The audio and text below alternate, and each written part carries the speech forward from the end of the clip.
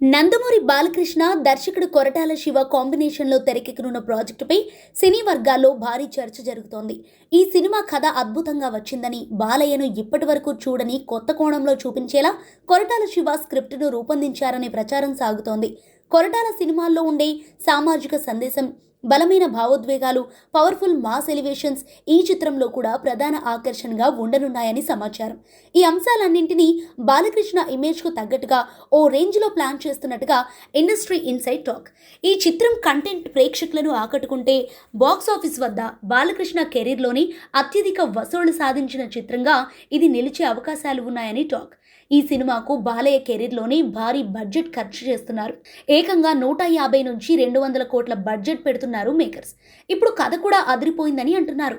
ఈ లెక్కన ఎన్బీకే 112 మామూలుగా ఉండదని నందమూరి అభిమానులు ఫిక్స్ అయిపోయారు. ఇప్పటికే గ్రాండ్గా లాంచ్ అయిన ఈ సినిమా రెగ్యులర్ షూటింగ్ త్వరలోనే మొదలు కానుంది. ప్రస్తుతం గోపీచంద్ మల్లేని దర్శకత్వంలో ఎన్బీకే 111 ప్రాజెక్టు చేస్తున్నాడు బాలయ్య. ఈ సినిమా అయిపోయిన వెంటనే కొరటాల ప్రాజెక్టుపై ఫోకస్ చేయనున్నాడు. అన్నీ అనుకున్నట్టుగా జరిగితే వచ్చే ఏడాది సమ్మర్లో ఎన్బీకే 112 థియేటర్లోకి వచ్చే ఛాన్స్ ఉంది. కాగా ఈ సినిమాకు కార్పెంటర్ అనే టైటిల్ పరిశీలనలో ఉంది.